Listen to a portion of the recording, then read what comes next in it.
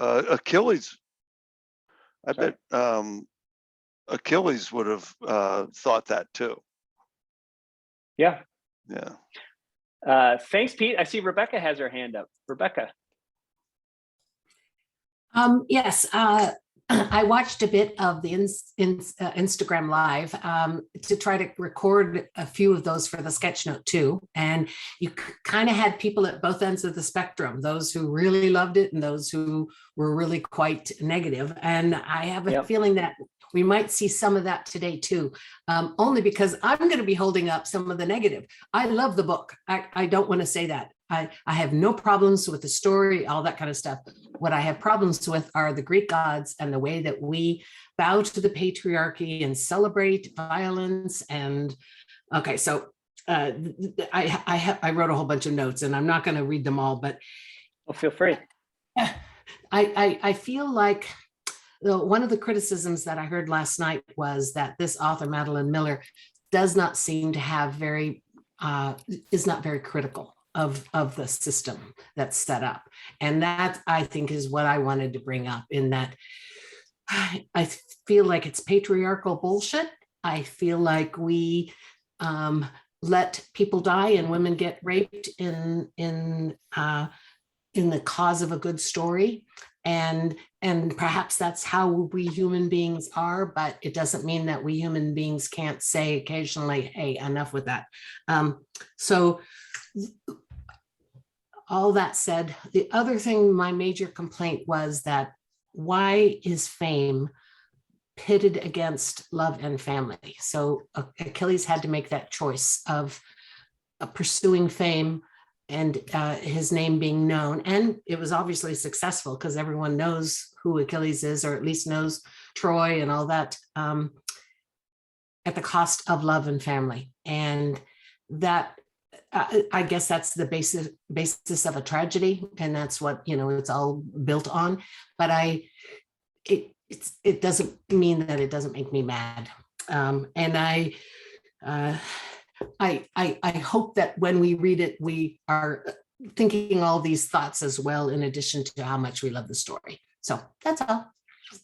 Thanks, Rebecca. Yeah, I think the question is whether we expected or wanted the author to rewrite what the legends are, to kind of make the classics more modern, or to analyze them through a more modern lens, or was that not her intention and not her assignment? And she maybe, to your point and some of the points last night, is maybe just taking the classics and just putting it through, the first person of Patroclus, at least, and focusing on the love story. And I do feel that there is certain modernization of it, but I guess in her defense, that I'm not totally sure if this is what her intention was, but that she is just carrying on the thousand year tradition of retelling these stories and not changing them too much. So I don't know, but that's just my thoughts on it. Maybe Maura has something else, or whatever Maura has, I'd love to hear. Maura, talk to us. Yeah, I really liked it, and full disclosure, she's one of my favorite authors, so I'm going to be very biased in my response. Is there something besides Circe of hers that you also love? No, or? that made me fall in love with her. Yeah. I read it, and it was the kind of book where I was like, I could just continue to read this book with nothing happening, and it would make me so happy, because she's such a beautiful writer. And I kind of felt like that with this book. I was up until like 3 a.m. crying, like reading it. But I do think, so I realized like a third of the way through, like, oh, I have actually read the Iliad already, and this like coincides with it. And then halfway through, I was like, oh, and I've read another retelling from Briseus's point of view, which I had totally forgotten about until I read this, called The Silence of the Girls by Pat Barker, which I picked up after this. I'm like currently going through it again now. And something that stood out is like the Iliad, I had issues with. I mean, I read it in high school, and it's a slog, depending on the translation you get. And with Silence of the Girls, it almost felt a bit like trauma porn. Like it was just like, and then we were raped, and then these are terrible. Like, and it wasn't an enjoyable story, and I think it missed out on the storytelling aspect of Greek culture, of ancient Greek culture. But I do feel that she did kind of bring slightly a feminist spin to it, and that like the relationship with Briseus and kind of the like taking of girls so that she could like work with them, and help them to learn language and kind of not subjugate them to the Agamemnons of the camp. I thought that was a really interesting way of describing that relationship, because in every other retelling, like Briseus is a either like a very brief, like, oh yeah, and then she had a lot to say when he died, and then she's a bed girl, or it's just like, let's hear about trauma after trauma after trauma with her, to a point where you almost numb it out and there's not really a point behind it. So I thought that she did bring a point of view with that. And I think just in the basis of her writing this, the copy I have has a really great interview with her in the back, and a couple of like essays that she wrote about why she wanted to write it. And she said, I actually read a paper in which they were like, we couldn't figure out why Achilles was so upset when, I call him Patroclus, so I'm just going to stick with that. When we're like, why? We don't understand why he raged like that after Patroclus died. And she was like, you idiots, they clearly are in love with each other.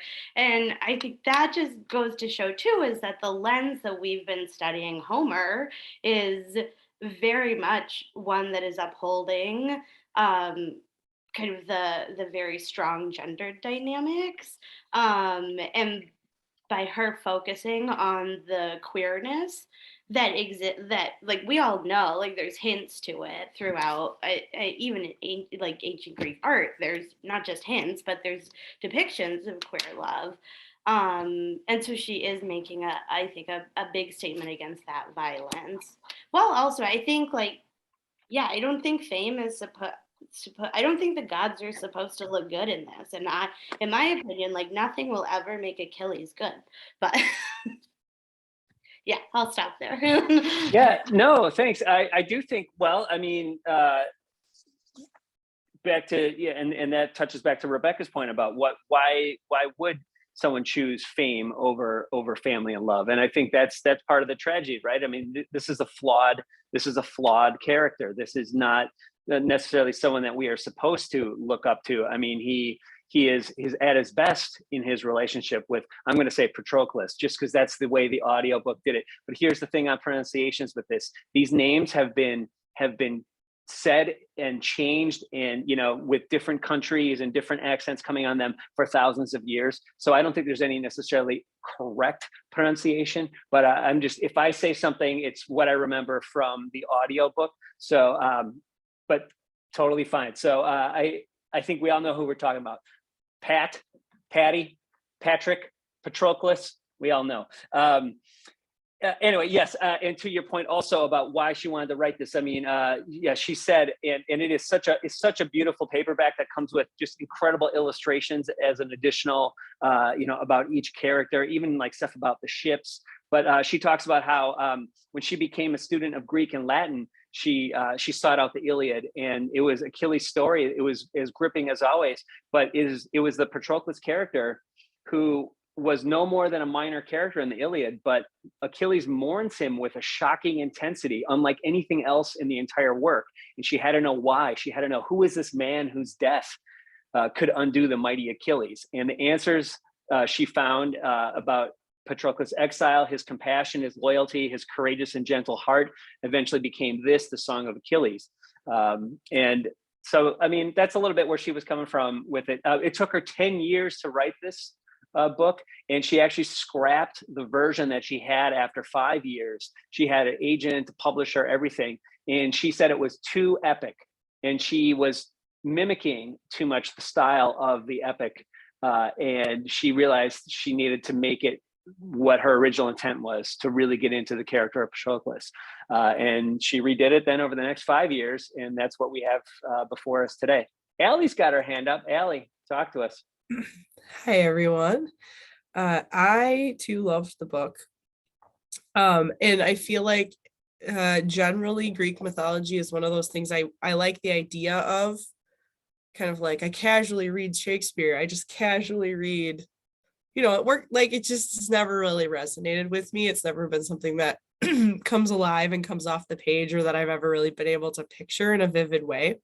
So I was very pleasantly surprised to like get really, really into it and care very deeply about this relationship. And I also kind of felt like the way they described the prep and the camps and like how they were all just like hunkered down, it kind of reminded me of the pre-battle episodes of Game of Thrones, of like you really got that sense of like violence is in the air and people, and like just the way she described all of that really, really was vivid and has stuck with me in the last couple of weeks after reading it.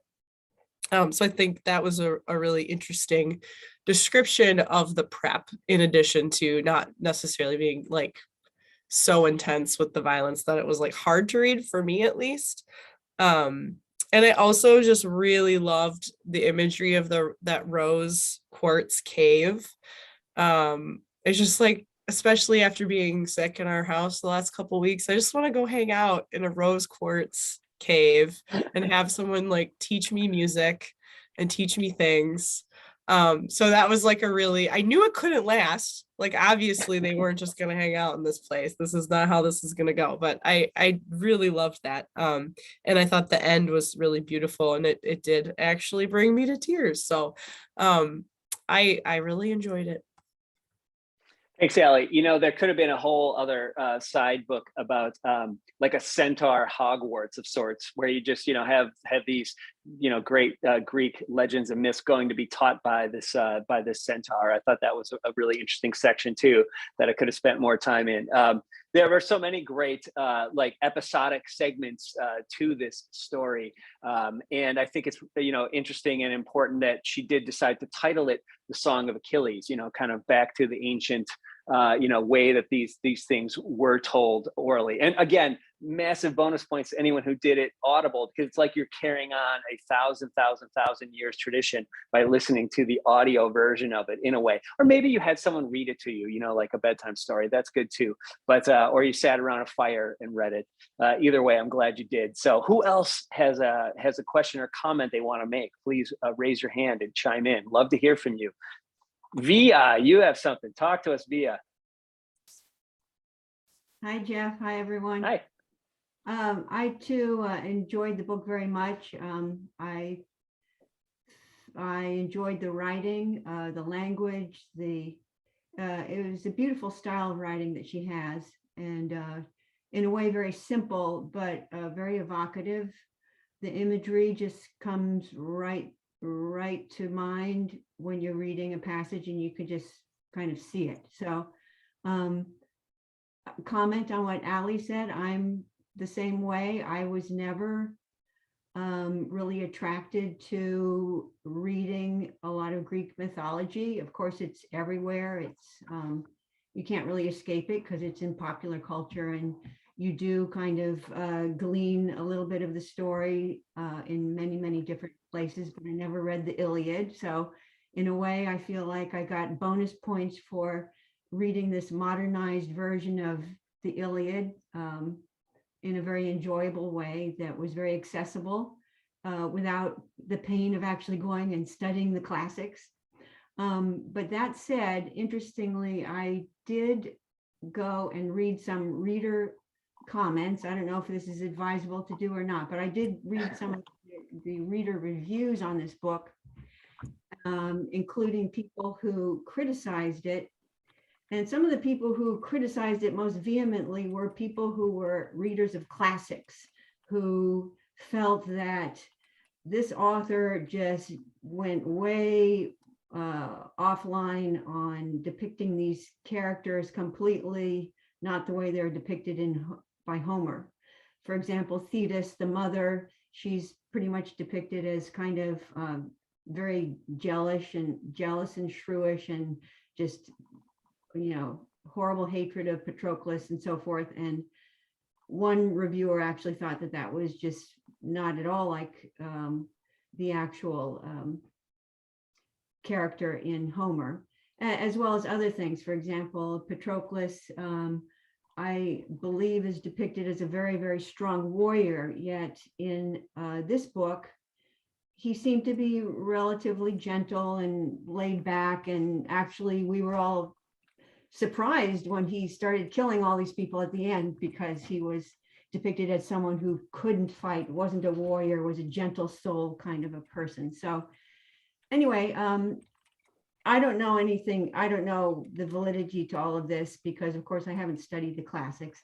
But just to comment on what Rebecca mentioned about the negative parts of this story that, of course, were very horrifying. The backdrop of the war, which I think in a way the author kind of downplayed because the violence was, not exceedingly graphic.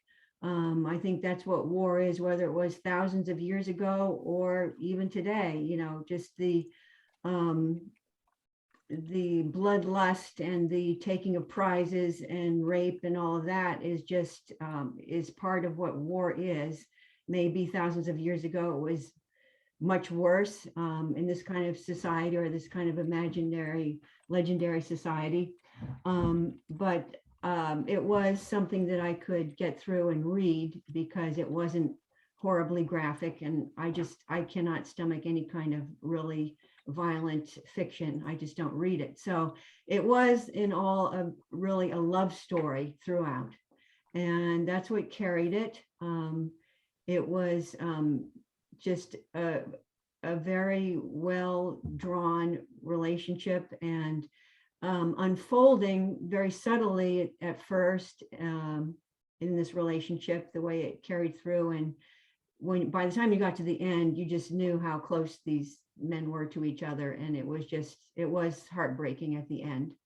One other thing I wanted to comment on and see what other people thought about, speaking of getting to the end, usually in fiction, if something's written in first person, the narrator doesn't die. That's a little bit kind of startling.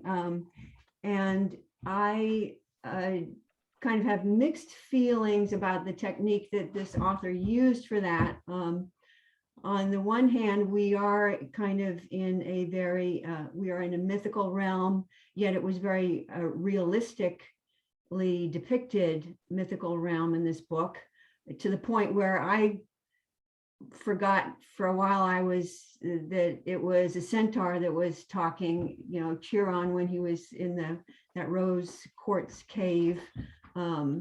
It just felt very realistic. Yet by the time we got to the end of the book and Patroclus is dying and he's a spirit and he's talking about still in the first person, still telling the story, it was a little bit jarring for me. It was a little bit difficult to stay in the story. But I see where she went toward the very end, where he is maybe in spirit form talking to Achilles' mother at the end. And it's at the very end where he says to him, "Have you no more memory?" They're talking about his memories of Achilles. And she says to him, "Have you no more memories?" And he's thinking or saying, "I'm made of memories." And then she says, "Speak then."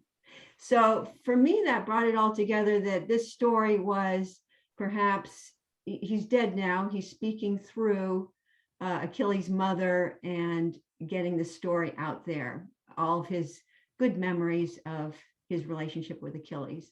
And that made it work for me. So I wonder what everybody thinks about that ending. Thanks, Via. Yeah, let's hear what people thought about it. A couple other things you brought up too. I'd love to hear what you thought of the core love here, the core relationship. It was a big point of discussion last night at our in-person meeting. Something I want to chime in about is I believe I read, it might be in this actual paperback edition or somewhere else, that there is something in the actual Iliad, in her studying of the classics, that there is an entire section or an entire chapter of Achilles and Patroclus in the realm of the dead, in the land of the dead. So yes, this is I believe Miller tried to write, she veered more towards realism, instead of like the high, complete high fantasy or myth. Of course, there are elements here that are completely, fantastical and mythic. But if it was a jarring reminder then that we actually were in this kind of a story, I thought it was kind of a clever way to do it. It's similar to, so there's a few other great stories. There's some that haven't done it as well, but I don't want to do a massive spoiler for like a 60-year-old movie, but like Sunset Boulevard, is a movie from like 1950, and it's being narrated by a dead man floating in a pool. And it kind of opens with like this body floating in a pool, and then you find out it's him who's, telling this story at the end. And in that one, it kind of, there's a little hint of that too. And I'm wondering if you felt that the breadcrumbs weren't there, if it was too much of a shock the way it ended up, or if you're familiar with the story, you knew maybe that they both would die. Another thing to consider. But Rebecca's got her hand up. Let's hear what she has to say. One of the other things that I did while reading this book was I watched Troy again. I think it's 2004, Brad Pitt. Available on Netflix. Yes. And it's not a great movie. I mean, it's. Didn't say it was, just said it was available on Netflix. Right. They did a lot of things changing it. But one thing that they did, I think, very well was in the book, we see Achilles as a boy, grow up to a man, and actually to the point that we're still thinking of him as a young boy, because the last 10 years of his life goes by really fast, that when they're all waiting in the camps with the violence in the air, as Ali described it. But it's when they're he's growing up. Well, in the movie, he's already an adult, and the whole what's it called, the falling of Troy, or it only takes about 3 weeks, 3 or 4 weeks. It's not and Briseis is attached to Achilles, not to Patroclus. Patroclus is relegated to his cousin, who is his sparring partner. It's a little hints of maybe more than that, but you definitely see Achilles in bed with women, because of course they have to preserve the myth of, the male, especially Brad Pitt. Anyway, the beauty, that was what they got right. And I thought that resonated both in the book and in the movie, that Achilles was not just this fierce warrior, but he was like the most exceptionally beautiful thing. And I think that we saw that through Patroclus's eyes. I'm saying Patroclus because that's what they said in the movie. But anyway, and it for me, that was the part that made it okay. He is a child of the gods, because it's not just that he's a killing machine and he's swift and all that kind of stuff, but this unearthly beauty that we seem as humans to forgive many things for. If you're beautiful enough, you can get away with a lot of stuff. And I think also, and I may be overestimating it, but I think Brad Pitt was able to explain how actually irritating it is to be a beautiful person all the time, and that being the only thing that is, I presume that people at that level are fairly fed up with, only being known for that. And I'm assuming it was 1,000-fold for Achilles. So I'm giving Achilles a lot of break there, because I don't think he was such a bad guy. I think he had his parents pretty much, or his mom especially, gave him clear or unfair expectations of what he needed to be, and growing up again within the whole Greek patriarchy and all that kind of stuff. But I did like that the movie and the book allowed beauty to be one of the things that is a tool of the gods and can be used to devastating results. Well, Rebecca, there are so many beautiful people such as yourself. How do you guys feel about it being this beautiful? I mean, is it a burden? And how do you adjust to it? Do you kind of just deflect? Do you do like what Brad Pitt does and you play characters that are usually kind of, down and out and no, so great points, Rebecca. Thanks. I see Todd's got his hand up. Yeah, to Rebecca's point, yeah, we could call this a Greek tragedy, but so many of the elements that were portrayed through the whole thing are alive now today and faced everywhere. And the beauty, I think, is a thing that is, and what she exhibited well, I think, in her work is it's a love-hate relationship. We love to adore it, but we hate it at the same time if we see that we are not it. And if there's a vision that we don't believe ourselves beautiful or we don't recognize ourselves as beautiful, then we hate at some level the beauty. And that came out in the story all the way through, it seemed. So I think with the beauty thing, it was interesting. I don't think Achilles initially had a concept of it. I would agree with Rebecca that certainly at the beginning of his childhood, you have tragedy for Patroclus that makes him look and understand hardship. And you have Achilles starting off with no sense of bad. Everything's good and a perceived good parenting. And so difficulty seeing and understanding, which was maybe part of the attraction to Patroclus, is that here's an opposite, that he understands things that I have no concept of, I have no intelligence of. And at the end of the day, though, I thought it was still a love-hate relationship with beauty and expectation. But everything that was there, I think, is alive today. It is right there. We still have the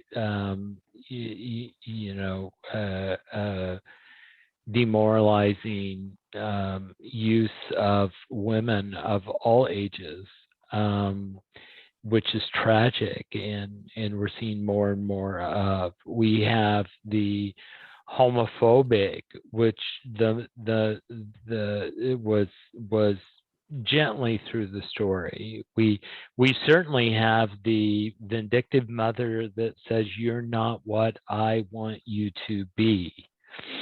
And then when she gets what she wants through Paris, the son of Achilles, well, he's just a horrible person.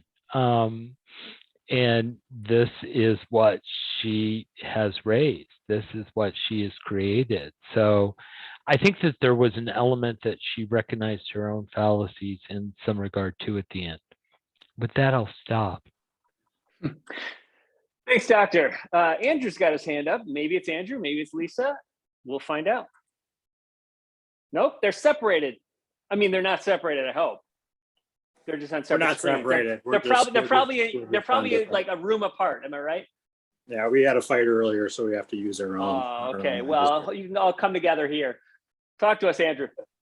So I enjoyed this book, and I have lots of comments. So I'll probably stop and come back in after some other people talk a little bit. But I did not like Circe, and I think that the reason that I didn't like Circe is I listened to the audiobook. This is a good clue to me to be careful about when I use an audiobook and when I simply read something. I have a feeling that the author's style and everything was the same. And it was simply just a different, either the story didn't catch me the same way, or just the way that the person did Circe in the audiobook didn't catch me. So I really enjoyed this all the way through, enjoyed reading it. I do like the Iliad, I made an attempt to read it a long time ago, and it was way over my head. I couldn't understand it. It was inaccessible, the version that I was reading. And so I went and did some additional research that, and I'll throw some of these links in the thing that I found this book to be so good in terms of like attaching itself to the way the Greeks probably would have thought of some of these events, or at least being true to those. And that is, I think, one of the reasons that for our eyes, it's like, oh, why aren't you talking about the patriarchy and things of that sort? Because from the Greek point of view, it was not their thing. So in any case, one thing to know about the Iliad itself is that the Homeric poem actually it starts at the point where they argue over Briseis and Croesus. So the priest entering the camp and trying to get his daughter back is really when the Homeric action starts. All the other stuff is kind of assumed to be understood by the person listening to the epic poem that Homer would have recited. And it ends at the funeral of Hector. So the Homeric part, the part that has lived on, the one that is like what is read in classics, is a very short period of time. And Patroclus and the relationship with Achilles is not clear in that telling, but it's clear that Achilles is really ticked off when Patroclus dies, and the whole story kind of swings on this. So I thought the book did just an absolutely fantastic job in presenting a very reasonable story within the context of the actual Homeric epic poem that explains kind of what was going on. And there's another thing too, just to know that the Homeric epic itself, it has, the major theme is something called kleos. And if you go and you take a course specifically on the Iliad, they'll talk about this ad nauseum. And basically what it translates to in English is glory. Like the major theme that overrides the whole thing is glory, and that's what it kind of meant to the Greeks. But apparently the Greek translation of kleos is closer to what people say about you, as opposed to glory. It's what people actually remember about your life after you're dead, and it has an awful lot to do with their viewpoint on the divine, the gods, fate. Do you have control over your own life? These sorts of things. And the other thing that is interesting about the telling that she does is she's very true to the fact that the gods are in control of stuff, that humans are not in control of what's going on. So those are all themes that are in the real thing that she preserves, but layers it with this really fantastic story about the relationship between Achilles and Patroclus, which I just thought was fabulous. It makes the book. But in the Homeric epic, the actual stuff that Greeks would have heard in their ears, when this was done, the Patroclus Achilles thing was not a big deal, other than this one thing. So anyway, the two there's am I going on too long? No, it's great. No, I made sure that I cleared the lane for you. Yeah, very good. It's you, man. Go. Anyway, I'll throw the audio course that I took on it. It's like you could get it at the library. It's about the Iliad, and it's by someone named Elizabeth Vandiver. It's fabulous. It's almost as good as reading this book, in my opinion, and it's very specific about how the Greeks would have looked at this particular set of things. Anyway, love the book. enjoyed it very much. So Andrew, I'm sorry, I got distracted by something that Pete said just at the end there. I don't know who he's saying hello little person to, but that threw me because I was about to call on him, and then I don't know who the little person is you're saying hello to, Pete, but I hope they got your message. Lisa Pete? released our dog. Lisa released our dog. That's what we were talking. Oh, I see. Okay. Oh, there's a baby. Okay, there's the baby. Got it. Yeah. There you go. The dog is I love- after. The dog This is is after what I the love dog. is that Andrew thinks he's talking about a dog. That's why I'm like, okay, this is just too funny. Pete's hand is up though. Pete, talk to us. I cleared the lane for you. Oh, I'm back. And yeah, great points, Andrew and others. Yeah, I read the classics, and the same reason I read the Bible through and through is so I could understand James Joyce, but that was like 30 years ago. But anyway, but I love this diving into retelling modern stuff. But I agree with all the comments about the love.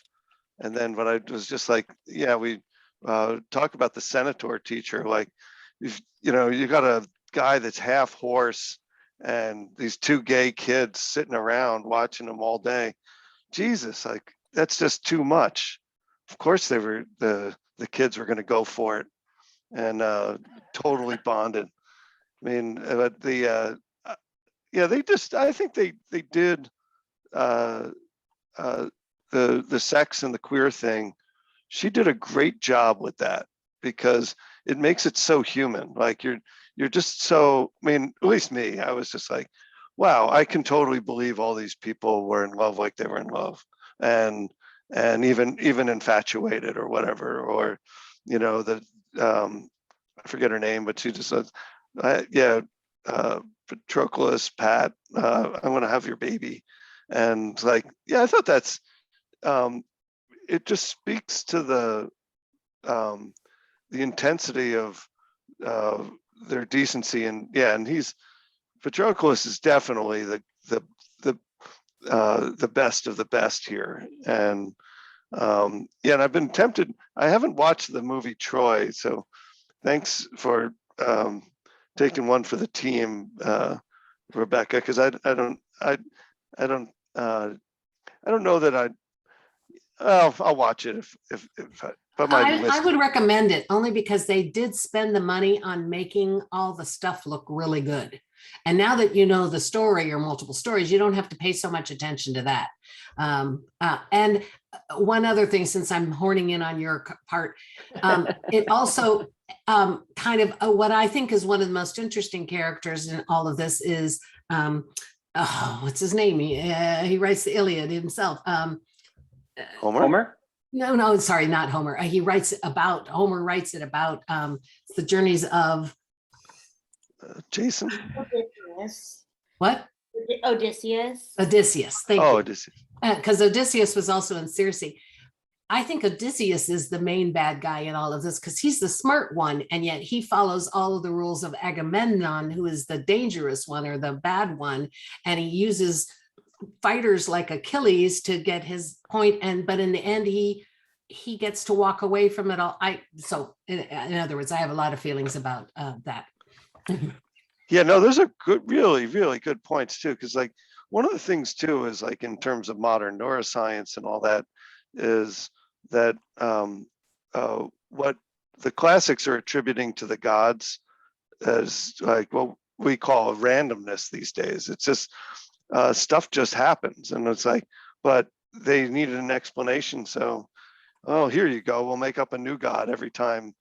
Some like, you know, I'm sure there's a god of a hangnail out there somewhere. But it was just a way of explaining the universe in an ethical code that made their civilization go. And these other comments about it, I threw it in the chat, but like ancient Sparta was just so gay. Like they had to make laws that you had to come back and have sex with the women just so we can get more soldiers, because you guys are like so into each other in your battles, and and out there, and it's amazing how, like, we got so repressed for so long. We forgot that this was normalized a long time ago. And I don't know, I just loved seeing the book. Yeah, and it's Aaron. I see the back of a little person's head. Oh, wait, front. There you are. Hello. So if I'm thinking about the gods of book clubs, I'm thinking like Oprah was the first goddess of book club, and then Reese is like the upstart goddess of book club now. And I am like the angry something trying to just get into the court, just find my way in. And so I'm probably doing some like dastardly deeds to usurp them. But just peeling off all of Reese's stickers off my books in the bookstore, maybe something like that. Oh, you're a Andrew's- badass. It's gonna go viral later. Oh, and by the way, before I go, or maybe before I stop talking, I got Carolyn and Gretchen in the background behind me. That's why I'm doing this. And that's them under the Minnehaha Falls. Oh, But they're not here tonight. I know. That's a joke. Okay, I see Andrew's hand is back up. Before I clear the lane for Andrew again, I want to make sure that there isn't someone else who is like, man, if I could only speak, but Pete and Andrew are always talking. Is there someone else? Yeah, my apologies. Who's been no apology necessary unless there's somebody who steps forward now and admits the reason they haven't spoken is because of you. Otherwise, we don't need to apologize. Would someone like to step forward now, please? And be that person. It looks like Jeffrey Wilhite's going to do it. Or it might be Mrs. Wilhite. That's right. Lori, talk to us.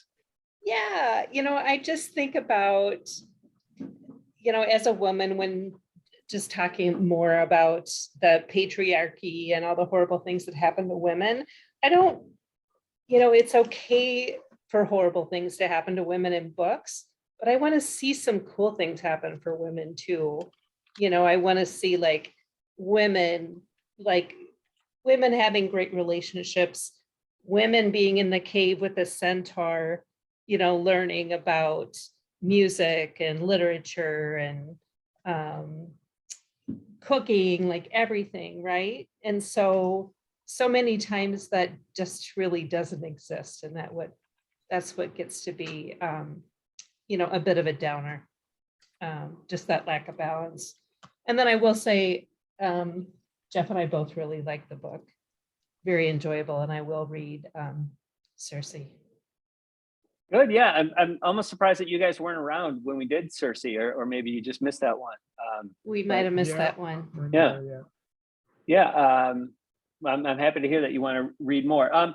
So that's another good point, Lori. And I just wonder then, is it then a desire for someone else? And I think there are other authors who do take on the challenge of wanting to write or rewrite the classics from a different perspective, maybe from like I was reading about one author who likes to write them from not the victor standpoint, like history is written by those who won the war, right? Like it's the victors write these stories. So it's like writing it from a different perspective, writing it from maybe the people, or like you said, why isn't there a woman in the cave, or a woman learning from the centaur, or as Dr. Tyler wants to see, a woman centaur? But there's that whole topless thing with women centaurs that that sometimes we have to, it can't be on Disney Plus then. So I don't know. Maura, save me. Your hand is up. Talk to us. Yeah, I think I really do think her portrayal of Briseis is the most humanizing that I've read, and I haven't read every retelling of the Iliad out there. But she's someone who has depth in this book, who has interests, and who develops like intimate relationships. And I felt like I had a better understanding of Briseis in this book, even over The Silence of the Girls, which is told from her perspective. And I think that is like that it can sometimes when there's like feminist retellings or insert here retellings, is it can sometimes the character itself or the person themselves can kind of get lost in the mission to bring the lady's perspective. And I think that she did a good job with Brecius, who's kind of like the only lady that I remember that has any like real screen time in the Iliad. So I do think she showed like a woman in war being able to do some cool things like teach people about like herbs and local medicines. And I think like Cersei is her response to this then. I think Cersei is like this amazing story of like a wonderful witch woman doing wonderful, exciting things. I think that's a great point. You got to remember that Cersei was written years after this, and I read Cersei first, and I do prefer Cersei of the two. And I don't know if it's because I read it first and it kind of blew my mind, but I think there's something to that next level, taking it. What I'm hearing from some of you, what you wanted, or maybe would be interested in seeing a writer take on. You do get more of that in Cersei, and you do take this situation where you have someone who was written as like this evil witch, and that's all we know, is some of the bad, she's considered to be, in the wrong. And then we get her story, her side of the story, similar to, in some ways, I feel like one of the first that I remember, it was a really early Books and Bars book, but Wicked by Gregory Maguire, where we get like Elphaba, we get the Wicked Witch's tale. And that was, I think that kind of spawned a whole genre now of, we have movies like Cruella, where we see, Cruella de Vil as Emma Stone, as a young person, and then we sympathize with them. And I brought this again last night. Loki is, he's a good guy now in Marvel. He's not a bad guy anymore. He killed millions, but, spoiler alert, watch Loki on Disney Plus. Another Disney Plus plug. I'm not getting anything from them, but maybe when they hear this and they hear that I want to take on Reese and Oprah, they can sponsor. Who's got a hand up? Who wants to see us sponsored by Disney Plus? Come on, raise your hand. Talk to us about Song of Achilles. What haven't we talked about yet that you wanted to hear about? Be the person to bring it up. Who's got something? Anything from the chat that's setting you on fire that you'd love to hear the rest of us address? I haven't had a chance to read it all yet, as I'm mainly listening to what you guys are saying. Anyone? Fresh hand. I see Krista's got her hand up. Fresh hand. Krista, talk to us. Krista, you still with us? Muted. Hey. Hey. Hi. Hi. I don't have anything that people haven't already said, but I guess I just wanted to step in and say I kind of dreaded reading this. This isn't in my wheelhouse. I struggled with Cersei. It may have been the same thing where I did the audiobook for Cersei and I kind of struggled a little bit with it, but I did the audiobook for this one and I thought it was great. And it really was just something new to read, something out of my wheelhouse. So thanks. That's all. Thanks, Krista. Thanks for chiming in. I'm glad you took on the challenge, and I'm glad the audio helped you with that. Aaron and David, are you waving goodbye? Or are you just? I see you, David. Good to see you. I see a fresh hand with John Golden. Is it going to be John or Emily or both of you talking to us? I'd love to hear from you both. Talk to us. Well, I have something to say. John can decide if it's both or one, but well, first of all, I also did the audiobook and I really enjoyed it. But what I wanted to add, just back to your comment about other books and things, and I don't know, did you ever do The Signature of All Things by Elizabeth Gilbert? Is that one you've done before?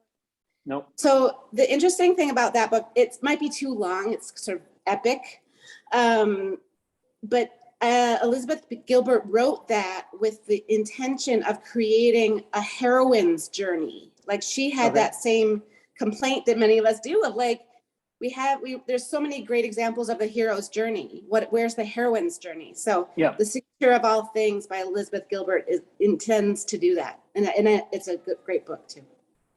Sounds good. Thanks, Emily. Yeah. Do you want to say anything, Aaron? Unmuted. Oh yeah.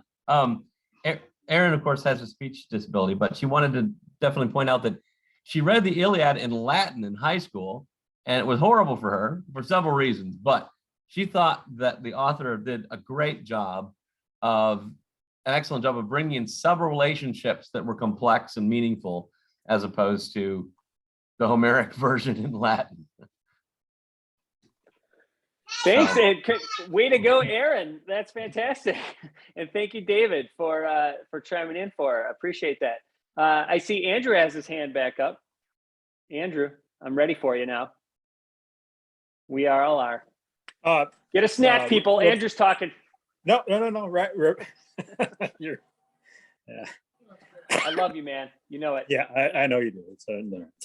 Rebecca mentioned Odysseus, and I think a lot of people do have that reaction to him because he's kind of supposed to. He's the clever one that's constantly, breaking the rules and able to get away with anything.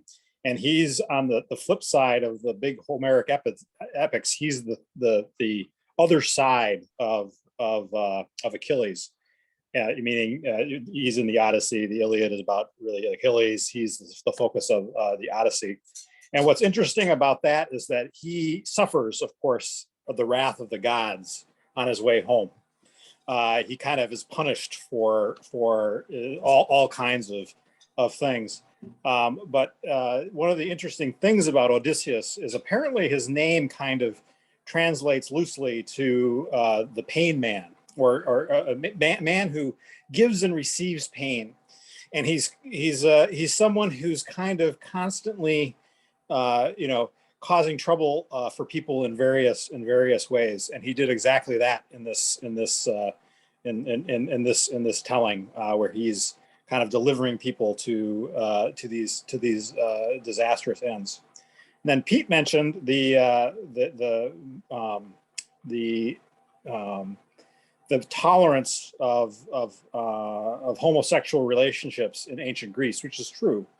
There was tolerance for it, and this author did make a reference to that. But one thing she made clear was that it's still about the patriarchy. Like it's not. It was fine. It was basically, if you were a king or an important guy, there were certain rules about being the important patriarchal guy. And one of those things was not having a homosexual relationship with another grown man. It was fine to have, as a young boy, to do that. It was fine to have slave boys like that. But the idea that Achilles would take on an actual lover that was known to everyone would have been not good for his station. Like the Greeks would not have looked fondly on that part of it, as they would have seen it as diminishing Achilles in that case. But they were, it had less to, in a true patriarchal way, it had a lot less to do with the sex and a lot more to do with the power. That was what, and what people saw about you. I thought the author did a great job of delivering that in this book. Thanks, Why do you Andrew. laugh every time I stop? Well, I have to laugh because I try to monitor the chat also. I'm very much multitasking here, and when something jumps out at me that is completely out of context, I'm laughing at Sue's comment that we have lots of female centaurs in Brooklyn Center. It's the funniest thing I've heard all day. Okay, I don't know what she means by it. Sue, would you like to explain the female centaurs in Brooklyn Center, and especially maybe explain Brooklyn Center to anyone not from? Well, Jeff, you had to read farther up. Okay, yeah, that's the thing.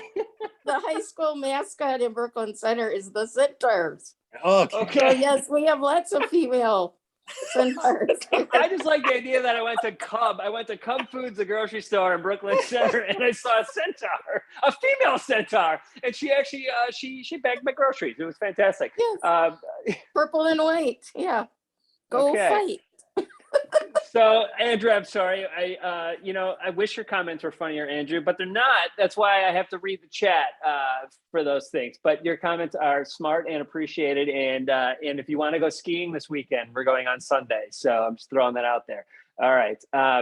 Anyone else wants to talk about anything about Song of Achilles and Madeline Miller? I was trying to look up. I'm trying to find the name of this author who she said her goal, and until I find it, maybe someone knows who I'm talking about. There's a woman who is reinterpreting the classics, but telling them from the point of view of like the people who lost that war, or the people who were subjugated, the people who were pillaged, like those people. If anyone knows who that is, Todd, your hand is up. Talk to us.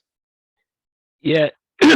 Yeah, I think we have a lot of comments about what the author did or did not do, or portray or did not portray. I wonder sometimes if we're trying to read too much into something with too much expectation versus just stepping back and reading a love story, and the implications of love, both good and bad. But in a staging that I thought she held pretty true to form, in terms of what would be lore or known historical Greek lore, and certainly in tragedy, although kind of a sweet tragedy, as many of those stories go. But I guess I wouldn't expect her to do more with women or less with men, given the stage and the arena that she chose, to tell a story about the love. I appreciate that, Todd. Although at a certain level, if we just do it at that, then I'm out of a gig, and we don't really have a book club. So Not it's kind of like what we do so, here not is we overanalyze things, we pick it apart, and that's why we're still talking about it an hour into this. oh You know what I mean? But like, because I try to pick things that are, quote, discussion worthy, end quote. And so that is, that is kind of the nature of it. But you might be right. Like, if we're trying to assess, or trying to assign authorial intent that may or may not be there, that we don't know.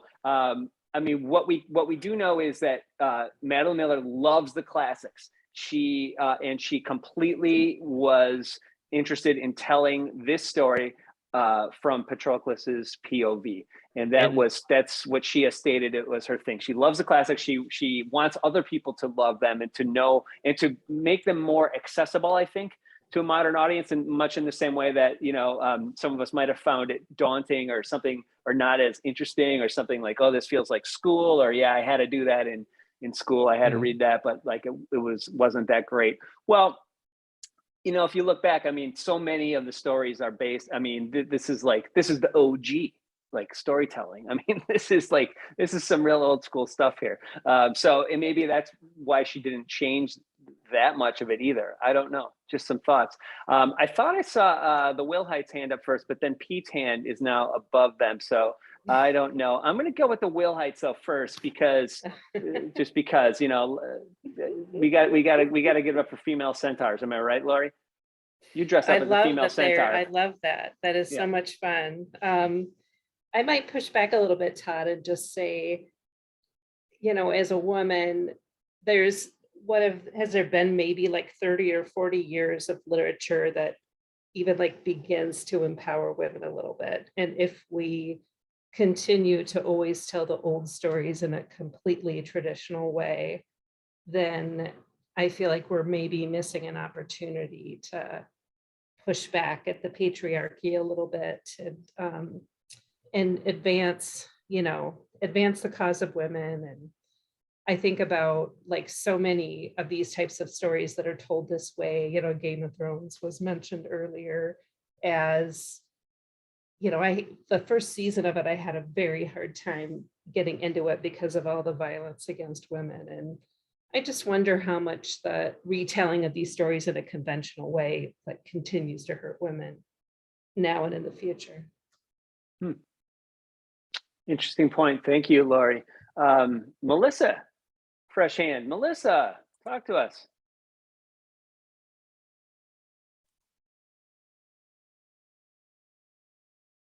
Melissa, unmute yourself. Melissa, unmute yourself. Sorry. That's all right. Here I am. So I think it's a really interesting point. And I also, though, would say that in the patriarchy, right, the world that we live in, like the worst thing you can be is a woman. I mean, that's not necessarily what I believe, right? But like, don't be a girl, don't cry, don't, man up, don't be weak, those kinds of things, right? So that's like kind of embedded in the culture in a lot of ways. And so I kind of felt that even though there weren't any like female stories or pieces of this story that I could necessarily jump onto and be like, oh yeah, that's a great, awesome female in this story. I still felt that the way that Achilles and Patroclus, the way that they fell in love and stayed committed to each other, there were some feminine qualities brought into that relationship, and it kind of stripped away some of that, oh, it's bad to be feminine, right? Feminine isn't necessarily, it's not bad. Being masculine isn't bad. There are ways to take it where it can be harmful, right? And so I thought about that as well as I read it, because I'm always kind of looking for, representation of myself in stories. And I actually found a lot more than I thought I would, even though it was a story, a homosexual story about two gay men. So. Thanks, Melissa. Good to see you again. Happy New Year. Pete's had his hand up for a while. Pete, we're coming back to you. How are you, buddy? Talk to us. Hey, Melissa.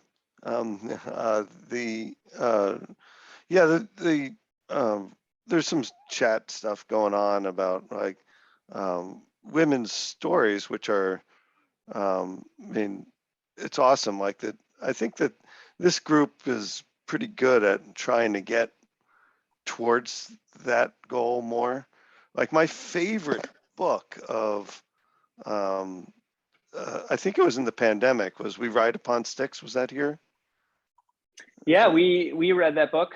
Yeah, because I think I was just this seminal work. It's like a top 10 favorite of all time for me. I mean, but I think it's just like this, and I agree with a lot of the commentary that, the classics as they are presented to us comes through a long filter of patriarchy, same way like what are brown stories that come to us from a giant filter, along with the fact that I forget which author or this point was presented to me recently, is that in order to be able to write, it's kind of a leisure activity anyway. You need to have some wealth to be able to do that kind of thing in the first place. And that's why we don't hear from those voices as much as I believe we likely need to. That underrepresented things are there, and it's part of it. And it's one of my friends. She happens to be colored, but she said, "I can't solve this, Pete. Can you write an app or something? It's a white. We didn't create racism. We didn't create sexism. White men did it. Can you fix it?"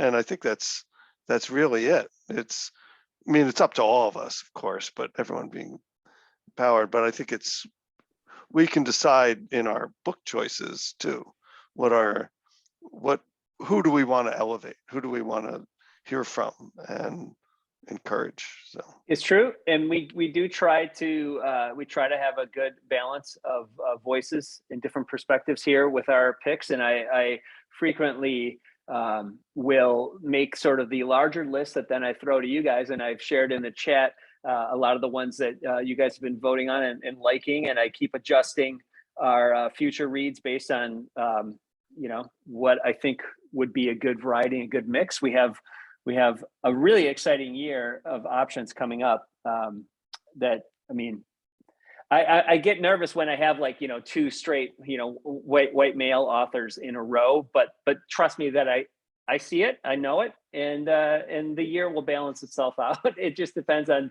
publishing dates and time of year. And I try to have us read longer books in the winter and shorter books in the summer. And so I do think of those things. Read with the seasons. We Ride Upon Sticks was a really good, fun read. And I've been thinking of that book lately. I feel an inspiration that book may have slightly inspired a current series called Yellow Jackets, which is it's not exactly the same, but I'm like, oh, this is like they gave it a little darker edge and they kind of pushed it to 90s grunge, but it kind of feels it's a girls soccer team instead of a lacrosse team. It's if you liked We Ride Upon Sticks and you're of a certain age, you might also appreciate the show Yellow Jackets, especially if you're a 90s grunge person or former grunge person from the 90s. But we live in, we're feeling Minnesota, or we're feeling California, looking Minnesota, am I right? So one of those two things. So we know it. We were grunge before it was grunge. Grunge came from here, am I right? And then they brought it to the Pacific Northwest.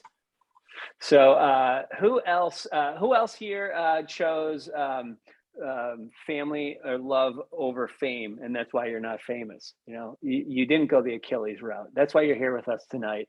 That's why you're not at Reese and Oprah's talking about this book. You're just here with us. So thank you for choosing. You're choosing the love. You're choosing the love of a better book club over the fame that you could have. Don't forget but the you know what? beauty Stick with part. us, and maybe we'll become famous. If any of you dressed up like female centaurs and I put this up on YouTube, we'd all be famous. I'm just saying. I'm just throwing it out there as ideas. Who's got a hand? Help me out of this one. I dig myself these little holes, and then I get in them and I see what could I talk about that no one wants to go next with a comment of. So is it then the final comment? Or does somebody want to raise their hand? I have one last final comment. Here she comes, Rebecca, for the save. Look, only because I put it in the behind. sketch note, but it didn't come up in this discussion about the ankle. That she did not have the ankle in this book, and that was something that came at the very end of, after 1,000 years. It wasn't in the initial canon, and yet it's so much part of the story of Achilles. So, got something to say, Jeff? Yes. Well, the whole thing about the heel, she has written and talked about this. Achilles' most famous myth, his fatally vulnerable heel, is actually a very late story. Our earliest account of it is by a Roman author almost a millennium after the Iliad and the Odyssey were first composed. During those 1,000 years, a number of other stories popped up to explain Achilles' seeming invincibility, but the Iliad and the Odyssey contain the simplest. He wasn't really invincible, just extraordinarily gifted in battle. Since the Iliad and Odyssey were my primary inspiration, and since their interpretation seemed more realistic, this was the version I chose to follow. I too was like, oh, okay, so this is going to end with this arrow's going to hit him in the heel, right? I mean, somehow he has to die by his heel. And then when it wasn't in there, you're like, wow, that's like Achilles' heel. That's like the thing that that's probably like the number one thing they think of, right? When they hear Achilles. And it's not in here, and that is why Madeline Miller chose not to include it in here. So if you're looking for it, now you know why. Last night we talked about if Achilles were alive today, he would probably be an influencer, and we tried to determine some of the brands that he would be influencing, and we thought Nike, an obvious one, because of the heel thing, if you went that route. But there were a few other ones thrown out there. Watch our Instagram video to find out. But Maura's got her hand up now. Maura, talk to us. Yeah, I just think that it's funny that that's the threshold of like, it's not realistic that he would have been dipped in. So like, I think that's too unrealistic. No one's going to believe it.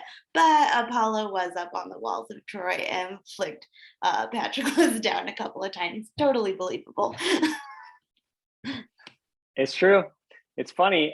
You got to have a line somewhere of what you're willing to, your suspension of disbelief. Well, thank you guys. This was a really great discussion again. I will put an edited version of this up on our YouTube channel. Please subscribe to that. You can find us on all the socials. We're on Instagram, Facebook, Twitter, YouTube. And we have a newsletter I send out once a month, and I will include some of the information that I have here in the chat, including all of our upcoming books. We have our books set for sure through May, and February is The Lincoln Highway, Amor Tolls. I've put the, I kept changing my mind, but we're back on Zoom for at least another month. I think we'll try Google Meet for March, but we'll Zoom again for next month, and the Zoom invite is in the chat, and I'll send you that also. That's February. March is Cloud Cuckoo Land by Anthony Doerr. And April is Clara and the Sun by Kazu Ishiguro. And then May, we have a very special event I'm super excited for. I'm not sure how we'll do the video for that one, but in person, we will have author Andrew DeYoung to join us. Andrew was a regular member of Books and Bars. He has written a book called The Temps, which is fantastic. I've read an advanced copy of it. I know some of our other members have gotten advanced reading copies and read it and liked it. And he'll be joining us in May at Urban Growler. And so his book, The Temps, it comes out the end of March. It's in our bookshop. The link to our bookshop is in the chat also. Any books you buy through that do support Books and Bars with a percentage. You can also assign it to local independent booksellers that you want to get a percentage of the cost of the book too. So thank you so much for your support. Happy New Year. I look forward to seeing you for the Lincoln Highway Amor Tolls on either February 9th at Urban Growler or February 10th on Zoom. Good night, guys. Good seeing everyone. Good seeing you, Pete.